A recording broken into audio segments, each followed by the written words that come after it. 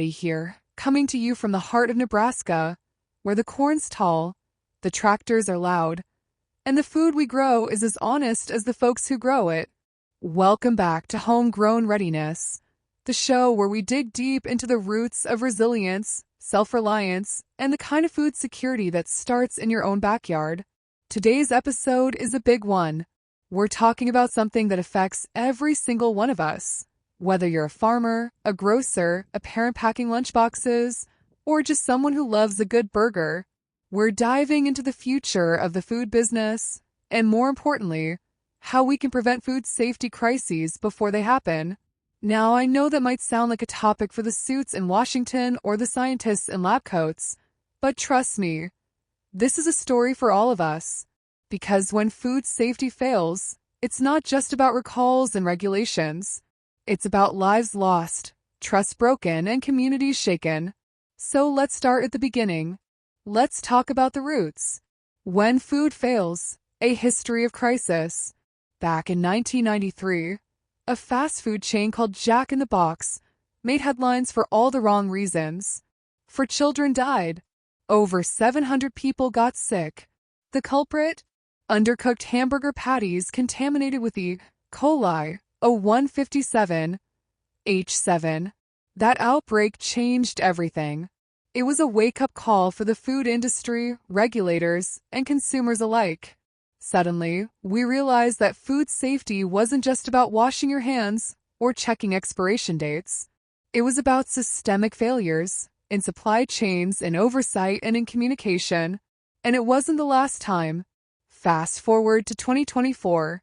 We saw outbreaks linked to Boar's Head deli meats, McDonald's Quarter Pounders, and even mushroom edibles from Diamond Shrooms. These incidents led to hospitalizations, deaths, and massive recalls. They exposed gaps in crisis management, supplier oversight, and recall execution. So what went wrong? In many cases, companies didn't have a dedicated crisis response team. They lacked real-time tracking of ingredients. They didn't test their recall plans, and they didn't communicate quickly enough with the public or regulators. The science of safety, understanding the pathogens. Let's talk about the villains in this story. We've got E. coli, Listeria, Salmonella, and Shigella, bacteria that can turn a simple meal into a life-threatening event. E. coli O157, H7, for example, is a nasty little bug. It only takes a few organisms to cause illness. It survives stomach acid. It produces toxins that can shut down kidneys. And it's heat-resistant, meaning your burger needs to hit at least 160 degrees Fahrenheit to kill it. Listeria, on the other hand, loves cold environments. It can grow in your fridge. It's especially dangerous for pregnant women, newborns, and the elderly. And it's been linked to outbreaks in ice cream, deli meats, and even hummus. These pathogens don't care if you're rich or poor, rural or urban. They don't discriminate. And they're getting smarter. Some are developing antibiotic resistance, making them harder to treat and more dangerous than ever. The regulatory revolution, from HACCP to FSMA. After the Jack in the Box tragedy, the U.S. government got serious. In 1996, the USDA implemented the Pathogen Reduction /HACCP Systems rule, requiring meat and poultry processors to adopt hazard analysis and critical control point systems. HACCP is all about prevention. It identifies potential hazards, sets critical control points, and requires documentation to prove compliance. It's not perfect, but it's a huge step forward. Then came the Food Safety Modernization Act, FSMA. In 2011, this law shifted the FDA's focus from reacting to outbreaks to preventing them. It introduced new rules for produce safety, foreign supplier verification, and preventive controls for human food. FSMA also emphasized the importance of traceability. Companies now have to know where every ingredient comes from and be able to track it through the supply chain. That's a big deal when you're dealing with global sourcing and complex logistics. Technology to the rescue, the digital food chain. Here's where things get exciting. Today's food safety isn't just about thermometers and gloves. It's about blockchain, AI, and real-time sensors. Blockchain allows companies to create tamper-proof records of every step in the supply chain. AI can predict contamination risks before they happen, and sensors can detect pathogens in processing plants before they reach consumers. We've also got whole genome sequencing, WGS, which lets scientists match bacterial DNA from sick patients to specific food sources. It's like CSI for food safety, and it's helping us catch outbreaks faster than ever. But technology isn't a silver bullet. It only works if companies use it properly, and it doesn't replace the need for human oversight, training, and accountability. Lessons from the field, Cambodia, McDonald's, and Blue Bell. Let's look at some real-world examples. In Cambodia, a food poisoning outbreak linked to Khmer noodles sickened dozens and killed 2. Investigators found E. coli and Shigella in the food, water, and environment. The culprit? Poor hygiene, contaminated water, and unsanitary preparation surfaces. In the U.S., McDonald's faced an E. coli outbreak in 2024. They traced it to slivered onions from a supplier. But unlike Jack in the Box, McDonald's responded quickly, transparently, and cooperatively. They pulled the product, issued statements, and worked with regulators to contain the damage. And then there's Blue Bell ice cream, which voluntarily recalled all its products in 2015 after a Listeria outbreak. That decision likely saved lives and the company's reputation. These stories show us that preparedness matters. So does communication, transparency, and community engagement. What we've learned and what comes next. So what are the big takeaways? Food safety is everyone's business. From farmers to CEOs to consumers, prevention is better than cure. Reactive systems cost lives. Technology helps, but only if it's paired with strong leadership and training. Transparency builds trust. Companies that hide problems lose customers. Regulations evolve, but they need enforcement and education to work. And here's the most important lesson: we can do better. We've come a long way since 1993, but outbreaks still happen. People still get sick. And the food system is more complex than ever. But with the right tools, the right mindset, and the right people, like you, we can build a safer, smarter, and more resilient food future. Closing thoughts from Patti. You know, when I walk through my fields in the early morning, I think about the folks who'll eat what I grow. I think about their kids, their grandparents, their neighbors, and I think about how much trust they're placing in me. That's what food safety is really about. It's about honoring that trust. Whether you're growing tomatoes in a backyard garden or running a multinational food company, you've got a responsibility to do it right. So let's keep learning, let's keep growing, and let's keep each other safe. Thanks for joining me on this journey. Stick around for segment 2, where we'll explore the regulatory revolution and how new laws, global standards, and community action are shaping the future of food safety. Until then, stay rooted in reality and keep growing in knowledge. Segment 2. The Regulatory Revolution, FSMA, HACCP, and the Tech-Driven Future. Howdy again, friends. Patti here. Back with another deep dive into the world of food safety. If you caught our last segment, you know we covered the history of food safety crises, from Jack in the Box to Blue Bell, and the lessons we've learned along the way. Today, we're rolling up our sleeves and digging into the regulatory revolution that's reshaping the food biz. We're talking about FSMA, HACCP, and the new tech tools that are changing how we grow, process, and protect our food. This isn't just policy talk. It's about real-world impact. Because whether you're a backyard grower or a global distributor, these rules affect how food moves from farm to fork. FSMA, the backbone of modern food safety. Let's start with the big one. The Food Safety Modernization Act, or FSMA. Signed into law in 2011, FSMA was a game changer. It shifted the FDA's focus from reacting to contamination to preventing it. But here's the kicker: FSMA isn't static. It's evolving. And in 2025, we're seeing some major updates. What's new in FSMA 2025? Produce safety rule. Farms must now conduct annual water assessments to prevent contamination.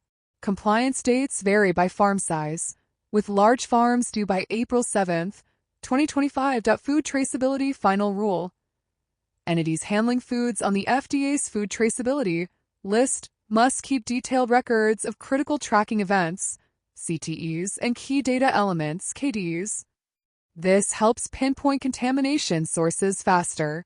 Compliance kicks in January 20th, 2026. Foreign Supplier Verification Program. FSVP importers must verify that foreign suppliers meet U.S. safety standards. This includes risk assessments and verification activities. Intentional adulteration rule.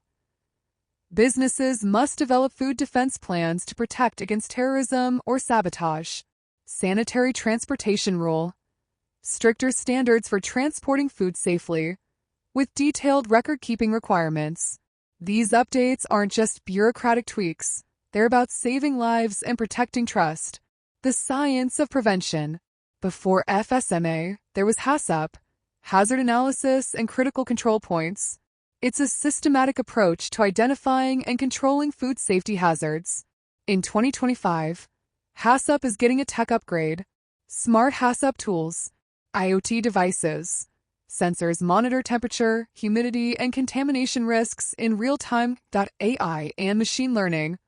Predictive models identify potential hazards before they happen. Blockchain creates tamper-proof records of every step in the supply chain. These tools aren't just fancy gadgets. They're lifelines for small farms and big processors alike. Global harmonization. Efforts are underway to standardize HACCP across countries. The Codex Alimentarius has released updates that include allergen management, traceability protocols, enhanced hygiene practices. This means that whether you're exporting mangoes from Mexico or selling tomatoes at a Nebraska farmer's market, the rules are becoming more aligned. What it means for farmers like me. Now let me bring this home. I'm a farmer. I grow food with my hands, my heart, and a whole lot of sweat. These regulations might sound like they're for the big guys, but they affect all of us. Small farms and FSMA. FSMA has phased compliance timelines for small and very small farms. That's a good thing. It gives us time to adapt. But it also means we need to stay informed and get support. Luckily, there are consultants, training programs, and certification bodies that help small producers meet these standards without breaking the bank. Education and empowerment. I've always believed in teaching what you know. That's why I mentor young growers and speak at local events. And let me tell you, food safety education is more important than ever. We need to teach how to read water test results, how to document traceability, how to build a food defense plan, because knowledge isn't just power, it's protection. State versus federal, the new battleground. Here's where things get spicy. In 2024, California banned red dye number 3, BVO, and other additives. Now the FDA is reviewing those bans, and other states are jumping in. This creates a patchwork of regulations that can confuse producers and consumers alike. Political shifts. With a new administration in Washington, led by Donald Trump and RFK Jr. at HHS, we're seeing shifts in priorities. Some proposals include repealing federal dietary guidelines, removing GMO labeling requirements, reducing federal oversight. This could lead to less consistency and more uncertainty in food safety enforcement. The future, tech, transparency, and trust. Let's look ahead. What's coming in the next 5 years? Enhanced audits. Expect more automated compliance checks using digital tools. Audits will be faster, deeper, and more frequent. Training requirements. Food handlers at all levels will need ongoing education. Certification processes may become more stringent. New hazards. Climate change and global trade are introducing new pathogens and chemical risks. Laws will need to adapt to these emerging threats. Public reporting. Transparency will be key. Consumers want to know where their food comes from, how it was grown, what safety measures were taken. Companies that embrace transparency will build loyalty and resilience. Closing thoughts from Patti. Folks, I know this was a lot. Regulations, acronyms, politics, it can feel overwhelming. But here's the truth. Food safety starts with us. Whether you're planting carrots in your backyard or managing a processing plant, you have the power to make food safer. You have the power to protect your community. And you have the power to demand better from the systems that serve us. So let's stay informed. Let's stay engaged. And let's keep growing, rooted in reality, growing in knowledge. Thanks for joining me for segment 2. In our final segment, we'll explore how communities, retailers, and consumers can work together to build a resilient food future, one that's safe, sustainable, and just. Until then, keep your hands dirty and your heart full. Segment 3. Growing Forward, Empowering Communities, Farmers, and Consumers. Well, hey there, friends. Patti here again. And I'm so glad you've stuck with me through this journey. We've talked about the history of food safety, the laws and tech shaping the future, and now we're getting to the heart of it all, community. Because let's be honest, no matter how fancy the regulations or how high-tech the supply chains, real change happens on the ground. In gardens, kitchens, farmers markets, and neighborhood co-ops. It happens when people come together to grow, share, and protect their food. So today we're talking about growing forward, how communities, farmers, and consumers are building a safer, more resilient food future. The power of local, why community matters. I've always said that farming isn't just about crops, it's about connection. When I sell tomatoes at the market, I'm not just handing over produce. I'm sharing a piece of my story, my soil, my sweat. And that's true for communities everywhere. In 2025, we're seeing a surge in place-based food action. From Nebraska to Nairobi, people are reclaiming their food systems. They're planting gardens, starting co-ops, and demanding transparency from retailers.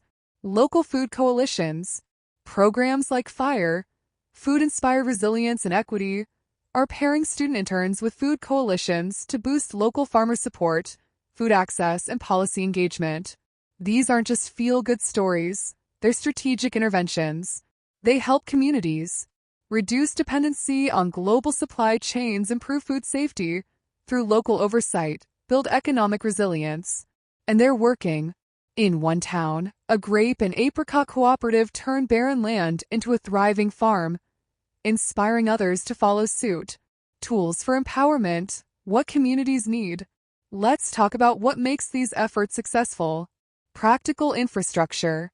Communities need shared kitchens for safe food processing, cold storage, to preserve harvest, digital platforms for traceability and compliance. These tools help small producers meet safety standards without breaking the bank. Education and training. Knowledge is power. That's why programs like Eat Communities for Action are hosting dialogues to share lived experience and shape policy recommendations. They're creating action briefs for chefs and food service workers, farmers and fishers, retailers and manufacturers, indigenous communities. Each brief outlines what actions to take, what to stop, and how to overcome institutional barriers. Consumer power, the new food advocates. Now let's talk about you, the eater, the shopper, the parent packing lunches. Consumers have more power than ever. And in 2025, they're using it, demanding transparency. People want to know where their food comes from, how it was grown, what safety measures were taken. Retailers like McDonald's are investing in farmer resilience and sustainable sourcing to meet these demands. Civic engagement. Consumers are also voting with their wallets and their ballots. They're supporting policies that ban harmful additives, fund local food programs, protect small farmers. The U.S. Chamber of Commerce Citizens Award spotlight organizations tackling food insecurity and advancing civic participation through food. Global movements, from Nebraska to the UN. This isn't just a local story, it's a global one. UN Coalitions of Action.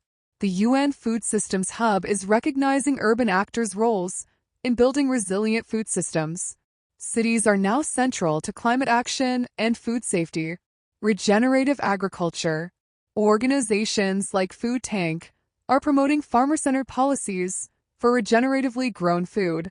They're making healthy, sustainable food more affordable and accessible. Strategic planning.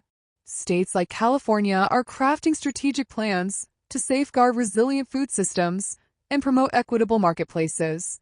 These efforts show that food safety isn't just about avoiding illness. It's about building systems that are fair, sustainable, and strong. My story, why this matters. Let me bring this home. I'm Patti. I'm a farmer. I'm a mentor. I'm a neighbor. And I believe in the power of community-grown food. I've seen what happens when people come together, when we share seeds, stories, and solutions. I've mentored kids who went on to start their own gardens. I've watched neighbors turn vacant lots into food oases. And I felt the pride of feeding my town with integrity. This isn't just my job, it's my calling. And I know I'm not alone. Growing forward, what you can do. So what can you do? Start small. Plant herbs on your windowsill, join a community garden, learn about food safety basics. Get involved. Volunteer with local food coalitions, attend town hall meetings, support policies that protect food safety and sustainability. Speak up. Ask questions at the grocery store, share your knowledge with others, demand transparency from brands. Because every action counts. Every tomato grown, every conversation had, every vote cast. It all adds up. Closing thoughts from Patti. Friends, we've come a long way. From the tragedies of foodborne illness to the triumphs of community resilience, this journey has shown us what's possible. We've learned that food safety isn't just about rules, it's about relationships. It's about trust, transparency, and togetherness. So let's keep growing, let's keep learning, and let's keep building a food future that's safe, sustainable, and rooted in reality. Thanks for joining me on this 3-part journey.